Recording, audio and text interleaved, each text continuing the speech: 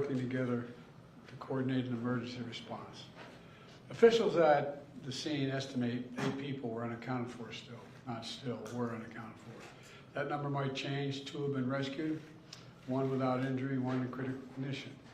And the search and rescue operation is continuing for all those remaining as we speak. I spoke with Governor Moore this morning, as well as the Mayor of Baltimore, the county executive, both United States senators and the congressman. And my Secretary of Transportation is on the scene.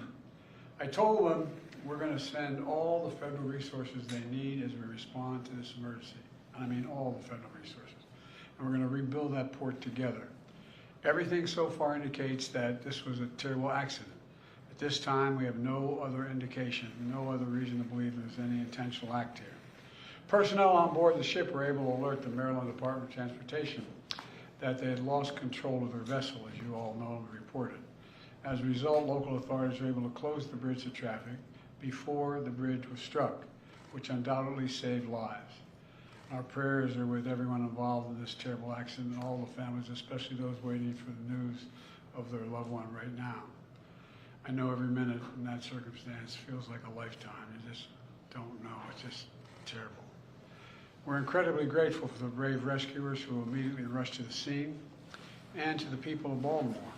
I want to say we're with you. We're going to stay with you as long as it takes. And like the governor said, you're Maryland tough, you're Baltimore strong, and we're going to get through this together. And I promise we're not leaving. Here's what's happening now. The search and rescue operation is our top priority. Ship traffic in the Port of Baltimore has been suspended until further notice, and we'll need to clear that channel before the ship traffic can resume. The Army Corps of Engineers is on the spot and is going to help lead this effort to clear the channel. The Port of Baltimore is one of the nation's largest shipping hubs, and I've been there a number of times as a senator and as a vice president. It handles a record amount of cargo last year. It's also the top port in America for both imports and exports of automobiles and light trucks. Around 850,000 vehicles go through that port every single year, and we're going to get it up and running again as soon as possible. 15,000 jobs depend on that port, and we're going to do everything we can to protect those jobs and help those workers. The bridge is also critical for travel, not just for Baltimore, but for the Northeast Corridor. Over 30,000 vehicles cross the Francis Scott Key Bridge on a daily basis. It's virtually, it's one of the most important elements for the economy in the Northeast and the quality of life. My transportation secretary is there now. As I told Governor Moore, I've directed my team to move heaven and earth to reopen the port and rebuild the bridge as soon as humanly possible. And we're going to work hand in hand with the support of Maryland to support Maryland whatever they ask for. We're going to work with our partners in Congress to make sure the state gets the support it needs. It's my intention that the federal government will pay for the entire cost of reconstructing that bridge, and I expect the Congress to support my effort. This is going to take some time. The people of Baltimore can count on us, though, to stick with them at every step of the way until the port is reopened and the bridge is rebuilt.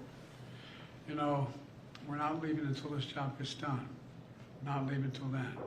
So I just want to say God bless everybody who got everyone harmed this morning and their families.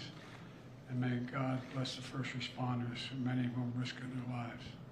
And the reason I'm not going to take a lot of questions, there's remaining issues that are open, and we've got to determine what's going to happen in terms of the rescue mission and the like. But Do you plan to go to Baltimore, sir? And if so, how quickly? I do, and as quickly as I can.